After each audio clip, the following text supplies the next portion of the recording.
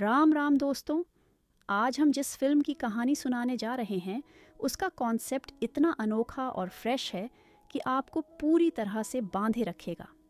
इस फिल्म में artificial intelligence और इंसानों के बीच के जटिल रिश्ते को गहराई से दर्शाया गया है। हालांकि एआई और इंसानों के बीच संघर्ष का विचार नया नहीं है, लेकिन इस कहानी को जिस तरह से पेश किया गया है वह आपको सोचने पर मजबूर कर देगा। तो चलिए बिना देरी किए कहानी की तरफ बढ़ते हैं, जहां तकनीक और इंसानियत के बीच का यह टकराव आपको एक नए नज़रिए से रूबरू कराएगा। यह कहानी एक फ्यूचरिस्टिक दुनिया की है, जहां इंसानों ने आर्टिफिशियल इंटेलिजेंस एआई में अभूतपूर्व तरक्की हासिल कर ली है। उन्होंने ह्यूमन ब्रेन और फेस स्कैनिंग का उपयोग करके अत्याधुनिक रोबोट्स बनाए हैं, जिन्हें सिमुलेंट्स या सिम्स कहा जाता है। इन रोबोट्स का इस्तेमाल मेडिकल, स्पोर्ट्स, किचन से लेकर युद्धपोतों और डिफेंस तक में किया जाने लगा है। लेकिन 2055 में अमेरिका के लॉस एंजल्स पर एक विनाशकारी न्यूक्लियर हमला होता है, जिसमें लाखों लोग अपनी जान गंवा देते हैं।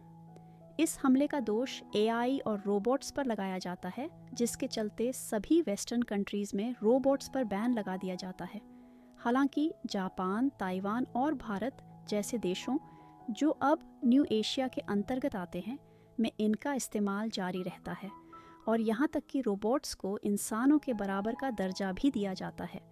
अमेरिका एआई को ख़त्म करने के लिए एक घातक हथियार तैयार कर रहा है, जिसे नोमैड कहा जाता है। यह एक एडवांस्ड स्पेस स्टेशन है जो स्पेस से मिसाइल दागकर किसी भी टारगेट को तबाह कर सकता है। अब कहानी 10 साल आगे बढ़ती है और हम 2065 में पहुंचते हैं, जहां अमेरिकी सेना एआई के निर्माता को ढूंढ रही है, जिसके बारे में उन्हें न्यू एशिया में होने की जानकारी मिलती है। यहाँ हम जोस्वा और उसकी प्रेग्नेंट पत्नी माया को देखते हैं, जो न्यू एशिया में एक समुद्र किनारे बने घर में रह रहे हैं। दोनों की जिंदगी बेहद खुशहाल लगती है, लेकिन तभी कुछ अजीबोगरीब आवाज़ें सुनाई देती हैं।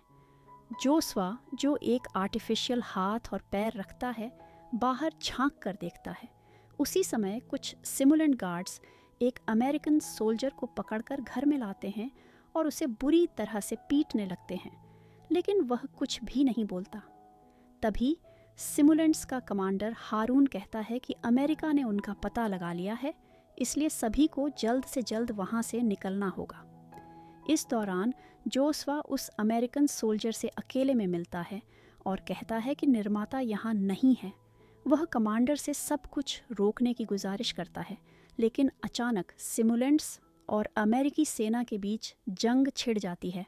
यहाँ खुलासा होता है कि जोस्वा खुद एक अंडरकवर अमेरिकन एजेंट है, जिसने माया से सिर्फ इसलिए शादी की थी ताकि वह निर्माता को पकड़ सके, क्योंकि माया उसी निर्माता की बेटी है। जब माया को यह सच्चाई पता चलती है तो वह महसूस करती है कि जोस्वा ने उसे धोखा दिया है। वह उस पर बंदूक तान देती है।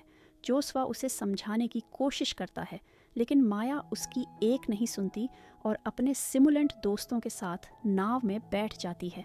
अचानक आसमान से नोमैड बोट पर हमला कर देता है, जिसमें माया समेत सभी लोग मारे जाते हैं। इस घटना से जोस्वा पूरी तरह टूट जाता है। 5 साल बीत चुके थे, लेकिन जोस्वा अब भी माया के जाने के सदमे में डूबा हुआ था। उसने आर्मी छोड़ दी थी और अब ग्राउंड जीरो पर क्लीन अप के काम में जुटा था। वह अक्सर माया की पुरानी वीडियो देखकर उसे याद करता और खुद को उस दुनिया से दूर रखने की कोशिश करता था, जिसे उसने माया के खोने के बाद हमेशा के लिए छोड़ने का निर्णय लिया था। एक दिन जनरल एंड्रयू और कर्नल होवेल उससे मिलने आए। वे उसे बताते हैं कि निर्माता ने एल्फा नामक एक खतरनाक हथियार तैयार किया है, जो नोमैड को भी नष्ट कर सकता है। यदि ऐसा हुआ तो अमेरिका यह जंग हार जाएगा। वे जोस्वा से कहते हैं कि वह इस मिशन में उनकी मदद करे, क्योंकि निर्माता की लैब के बारे में केवल वही जानता था। लेकिन जोस्वा, जो अपनी पत्नी और बच्चे को खो चुका था, साफ मना कर देता है। वह कहता है कि वह उस दुनिया में कभी वापस नहीं जाना चाहता। तभी कर्नल होवेल माया की एक वीडियो दिखाती है, जिसमें माया के जीवित होने के संकेत मिलते हैं। उसे देखकर जोस्वा चौंक जाता है और कर्नल होवेल उसे बताती है कि माया कहीं छुपी हुई है और अगर वह उनके साथ आए तो वे उसे ढूंढ सकते हैं। यह सुनकर जोस्वा उनका ऑफर स्वीकार कर लेता है। अगले दिन एक टुकड़ी न्यू एशिया के लिए रवाना होती है। रास्ते में कर्नल होवेल मिशन का पूरा प्लान समझाती है। जब वे अपनी मंजिल पर पहुंचते हैं तो उन्हें लैब कहीं नज़र नहीं आती। जोस्वा बताता है कि लैब ज़मीन के नीचे है। वे गांव के लोगों से रास्ता पूछते हैं लेकिन कोई कुछ नहीं बताता। एक सोल्जर एक छोटी बच्ची के डोग पर गन तान देता है, जिससे डरकर वह लैब का रास्ता बता देती है। कुछ सैनिक नीचे उतरते हैं और लैब के अंदर जाते हैं। वहाँ काम कर रहे सभी लोगों को मार देते हैं। इसी बीच जोस्वा सीसीटीवी कैमरों में माया को देखता है, जो कुछ समय पहले वहीं थी। वे एक बड़े लॉकर तक पहुंचते हैं जिसे केवल हैक करके ही खोला जा सकता था। तभी लोकल पुलिस वहां पहुंचकर सैनिकों को रोकने की कोशिश करती है और लड़ाई शुरू हो जाती है।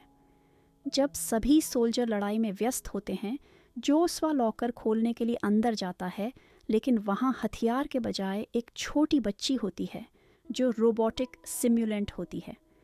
तभी एक वैज्ञानिक जोस्वा पर गोली चलाता है जिससे वह घायल हो जाता है। वैज्ञानिक इमरजेंसी डोर खोलकर उस बच्ची को बाहर निकाल देता है और यह सिम्युलेंट पहली बार लैब के बाहर की दुनिया देखती है। उधर बचे हुए अमेरिकी सोल्जर्स अपनी जान बचाकर भागने की कोशिश करते हैं, लेकिन पुलिस उनमें से एक पर बम लगा देती है। जब वे टेक ऑफ करते हैं तो अचानक धमाका होता है और सभी सोल्जर्स मारे जाते हैं। जोस्वा किसी तरह लैब से बाहर आता है और माया को ढूंढने की कोशिश करता है, लेकिन उसे वह कहीं नजर नहीं आती। तभी नोमेड ऊपर से मिसाइल दागकर पूरे इलाके को नष्ट कर देता है और हर तरफ तबाही मच जाती है। अगली सुबह जोस्वा एक नाव के अंदर बेहोश पड़ा होता है। जब उसे होश आता है तो वह देखता है कि सिम्युलेंट बच्ची उसके पास खड़ी है। वह उसे तुरंत वहाँ से जाने के लिए कहता है, लेकिन बच्ची उसके निर्देशों को अनसुना करके वहीं खड़ी रहती है।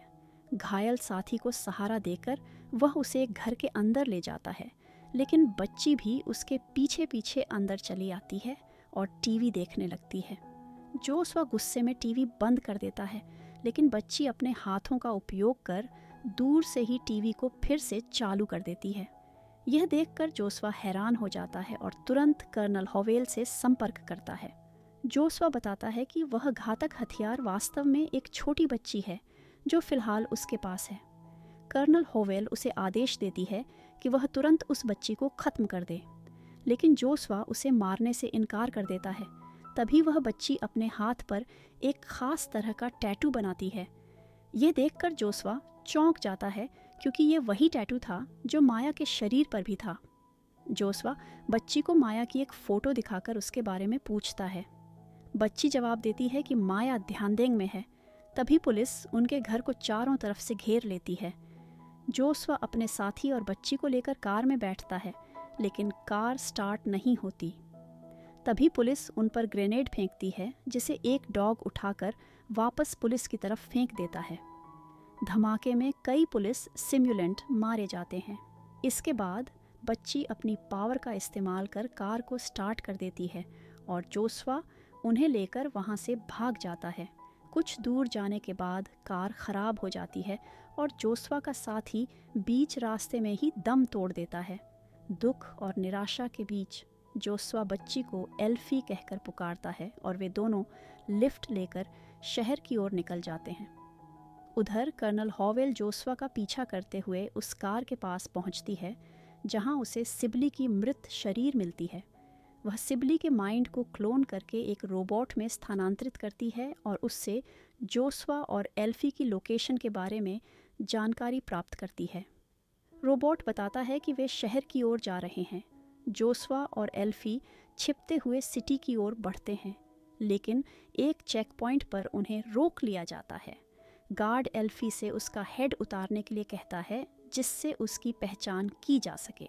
तभी एल्फी अपनी पावर का उपयोग कर वहाँ की सभी लाइट्स बंद कर देती है। अंधेरे का फ़ायदा उठाकर जोस्वा और एल्फी वहाँ से भाग निकलते हैं।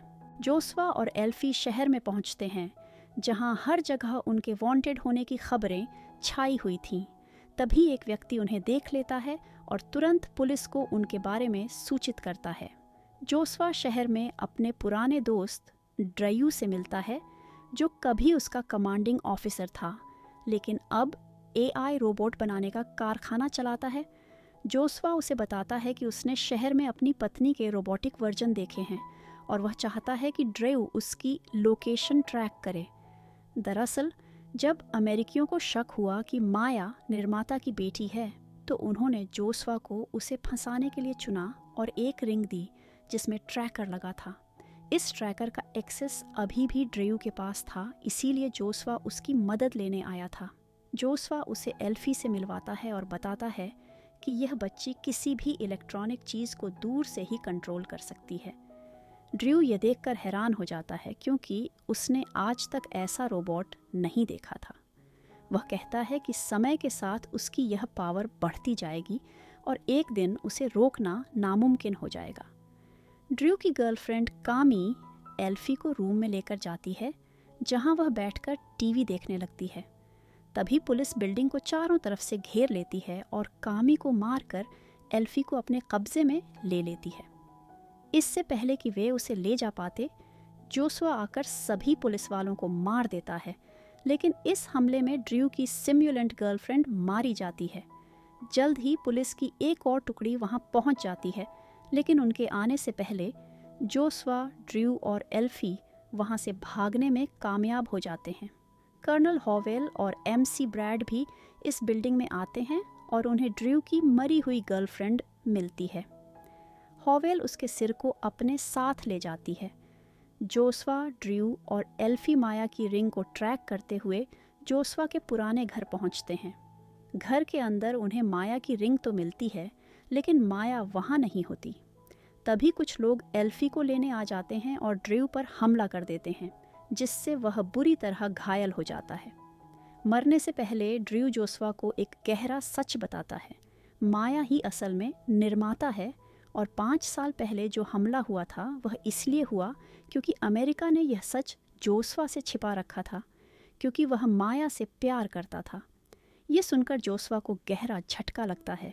जोशुआ एल्फी के साथ वहाँ से भागने की कोशिश करता है, लेकिन उन्हें सिमुलेंट सोल्जर्स पकड़ लेते हैं और जोशुआ को बेहोश करके अपने साथ ले जाते हैं। बेहोशी की हालत में जोशुआ एक सपना देखता है जब वह पहली बार माया से मिला था। माया के पिता ने उसे एआई के बारे में सिखाया था, लेकिन जब युद्ध शुरू हुआ तो उन्हें भागना पड़ा। माया को सिम्युलेंट्स ने पाल पोस कर बड़ा किया था और वे इंसानों से भी ज़्यादा उसकी देखभाल करते थे। अगली सुबह जोशुआ अपनी आंखें खोलता है और ख़ुद को एक सेल के अंदर बंद पाता है। तभी हारून आता है और उसे पूरे सच से रूबरू कराता है। वह बताता है कि 2055 में हुए न्यूक्लियर हमले का असली कारण एआई नहीं था, बल्कि वह एक ह्यूमन एरर, मानव त्रुटि की वजह से हुआ था। लेकिन अमेरिका ने इस गलती का दोष एआई पर मढ़ दिया ताकि वे अपनी जिम्मेदारी से बच सकें और एआई को विलेन बना सकें। हारून समझाता है कि सिम्युलेंट्स इंसानों के दुश्मन नहीं हैं, वे सिर्फ युद्ध खत्म करके शांति से इंसानों के साथ रहना चाहते हैं। तभी हारून को बाहर से चीख पुकार की आवाज़ें सुनाई देती हैं। वह देखता है कि नोमैड ने उनके बेस पर हमला कर दिया है। इस अफरा तफरी के बीच एल्फी मौका पाकर जोशुआ को सेल से आज़ाद कर देती है। जोशुआ जान बचाने के लिए पानी में कूद जाता है और सोल्जर्स उस पर गोलियां चलाते हैं। उन्हें लगता है कि जोशुआ मर चुका है, लेकिन वह अभी भी उनकी बोट के नीचे छिपा रहता है। इस बीच हारून एल्फी को लेकर सेफ सिटी की तरफ निकल जाता है। शहर में पहुंचकर जोशुआ छिपते छिपाते आगे बढ़ता है और देखता है कि यहाँ इंसान और सिम्युलेंट्स के बीच काफ़ी गहरा रिश्ता है। कुछ रोबोट्स तो बच्चों को अध्यात्म की शिक्षा भी दे रहे थे। जैसे जैसे शाम होती है, सभी रोबोट्स चार्ज होने के लिए सो जाते हैं। इसी मौके का फ़ायदा उठाकर जोशुआ हारून के पास जाकर उसका स्विच ऑफ कर देता है और भागने के लिए एल्फी के साथ बोट में बैठ जाता है। तभी अचानक अलार्म बजता है और पता चलता है कि अमेरिकन्स अपने बड़े बड़े टैंक्स के साथ गांव पर हमला करने आ गए हैं। वे पूरे गांव को निशाना बनाकर तबाह करने लगते हैं। ये सब देखकर एल्फी बोट से उतर जाती है और लोगों की मदद के लिए आगे बढ़ती है। अब अमेरिकन्स और सिम्युलेंट्स के बीच भीषण लड़ाई छिड़ जाती है, जिसमें दोनों तरफ से लोग मरने लगते हैं। तभी एक अजीब सा दिखने वाला रोबोट दौड़कर ब्रिज पार करता है और सिम्युलेंट्स के बीच जाकर फट जाता है, जिससे कई सिम्युलेंट्स और सैनिक मारे जाते हैं। इसके बाद एक और रोबोट उनकी ओर बढ़ता है, लेकिन इस बार एल्फी अपनी पावर का इस्तेमाल करके उसे रोक लेती है। तभी MC ब्रैड उसे गोली मार देता है, जिससे वह जख्मी होकर गिर पड़ती है। जोशुआ गुस्से में आकर ब्रैड को शूट कर देता है, लेकिन उसी समय वह रोबोट फिर से एक्टिव हो जाता है। जोशुआ तेज़ी से एल्फी को उठाकर वहाँ से बचा लेता है। अब उसे एल्फी को ठीक करने के लिए निर्माता के पास ले जाना होगा। हारून इस बात के लिए जोशुआ को निर्माता के पास ले जाने के लिए तैयार हो जाता है, जबकि बाकी सिम्युलेंट्स अमेरिकन्स के साथ जारी युद्ध में व्यस्त रहते हैं। उधर कर्नल होवेल कामी को ठीक करके उससे निर्माता की जानकारी निकालने में सफल हो जाती है, लेकिन जानकारी मिलते ही वह उसे गोली मारकर ख़त्म कर देती है। सफ़र के दौरान हारून जोशुआ को एक और गहरा सच बताता है। माया ने एल्फी को बनाने के लिए अपने गर्भाशय को स्कैन किया था, यानी एल्फी वास्तव में माया और जोशुआ के मृत बच्चे की एक डिजिटल प्रतिकृति है। यह जानकर जोशुआ भावनाओं के बवंडर में फंस जाता है। इसी बीच कुछ मोंक एल्फी को लेकर एक पवित्र मंदिर में जाते हैं, जहां जोशुआ एक मोंक से उस जगह का पता पूछता है जिसे एल्फी ने उसे बताया था। मोंक बताता है कि ध्यान देंक का अर्थ स्वर्ग होता है, यानी माया अब इस दुनिया में नहीं है। जोशुआ मंदिर में प्रवेश करता है और देखता है कि एल्फी ठीक हो चुकी है और माया के पास लेटी हुई है। मंदिर के मोंक बताते हैं कि 5 साल पहले हुए हमले में माया ने अपने बच्चे को खो दिया था और तब से हारून उसे इस मंदिर में लाया और माया मशीनों के सहारे जी रही है। माया की ऐसी हालत देखकर जोशुआ का दिल टूट जाता है और वह फूट फूट कर रोने लगता है। वह माया से अपनी गलतियों के लिए माफ़ी मांगता है और बंद करके माया को हमेशा के लिए अलविदा कह देता है। तभी अमेरिकन सेना वहाँ आ जाती है और लोगों पर हमला करने लगती है। कर्नल होवेल जोशुआ पर बंदूक तान कर उसे एल्फी को सौंपने के लिए कहती है, जबकि वह माया की चेतना को एक चिप में स्टोर कर लेती है। लेकिन तभी हारून पीछे से होवेल को गोली मार देता है, जिससे कर्नल और उसके साथ आए सैनिक मारे जाते हैं। जोशुआ जल्दी से एल्फी और चिप को लेकर भाग जाता है, लेकिन अमेरिकन सोल्जर्स उसे पकड़ लेते हैं और उन्हें बंदी बना लिया जाता है।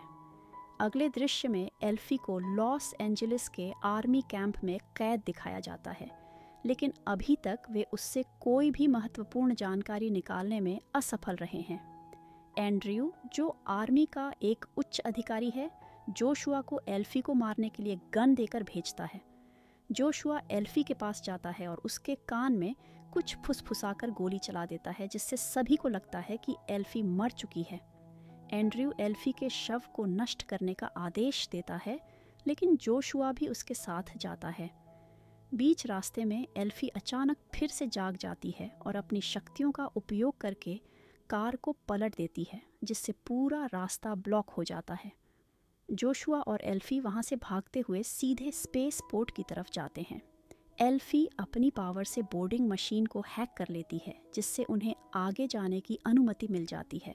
दोनों नोमेड की ओर रवाना होते हैं। जनरल एंड्रयू प्लेन को वापस लाने का आदेश देता है, लेकिन एल्फी अपनी पावर से प्लेन को नोमेड के पास ले आती है। नोमेड पहुंचने पर जोशुआ और एल्फी प्लेन से उतरते हैं, लेकिन गार्ड्स उन्हें पकड़ने की कोशिश करते हैं। जोशुआ दरवाज़ा खोलकर उन्हें आसमान से नीचे गिरा देता है। अब एंड्रयू नोमेड पर बम गिराने की तैयारी करता है, लेकिन जोशुआ एल्फी को माया की चिप देता है और वह कंट्रोल रूम जाकर सभी मिसाइलों को नियंत्रित कर लेती है। इस बीच जोशुआ नोमेड के अंदर बम फिट कर देता है, जो 10 मिनट में फटने वाला है। वापसी के दौरान एल्फी गलती से दूसरे रूम में चली जाती है, जहां उसे माया के स्लीपिंग सिम्युलेंट्स मिलते हैं। वह उनमें से एक को एक्टिवेट करने की कोशिश करती है, लेकिन चिप काम नहीं करती। एल्फी भागकर जोशुआ के पास आती है, लेकिन तब तक उसके सूट की ऑक्सीजन ख़त्म हो चुकी होती है। वह उसे ऑक्सीजन वाले रूम में ले जाती है और निकलने के लिए इमरजेंसी कैप्सूल तैयार करती है। उसी समय नीचे से गिरने वाली मिसाइलें रोबोट के कई गांवों को तबाह कर देती हैं। एंड्रयू अपनी आखिरी कोशिश के तौर पर ऑक्टोपस जैसे दिखने वाले एक खतरनाक रोबोट को एक्टिवेट करता है जो एल्फी पर हमला करता है। जोशुआ उसे बचाने के लिए एस्केप पॉड को बंद कर देता है, जबकि एल्फी अपनी पावर से उस रोबोट को निष्क्रिय कर देती है। एस्केप पॉड का दरवाज़ा जाम हो जाता है, जिससे जोशुआ अंदर नहीं जा पाता। जब टाइम बम फटता है, नोमैड में भारी धमाका होता है और सभी सिस्टम्स डीएक्टिवेट हो जाते हैं। ज़मीन पर गिरने वाली मिसाइलें भी निष्क्रिय हो जाती हैं। जोशुआ अपने आखिरी क्षणों में एल्फी के एस्केप पॉड को सुरक्षित तरीके से छोड़ता है और उससे कहता है, मैं तुम्हें स्वर्ग में मिलूंगा। एल्फी का पॉड सुरक्षित रूप से धरती की ओर गिरने लगता है। नोमैड धरती पर गिरकर नष्ट हो जाता है और जोशुआ अपने आखिरी क्षणों में माया के सिम्युलेंट के साथ गले मिलकर बिछड़ जाता है। धरती पर एल्फी का पॉड सुरक्षित लैंड करता है, जहां वह देखती है कि सभी सिम्युलेंट्स खुशी से जश्न मना रहे हैं, क्योंकि अब वे स्वतंत्र हो चुके हैं। इसी के साथ यह कहानी समाप्त होती है।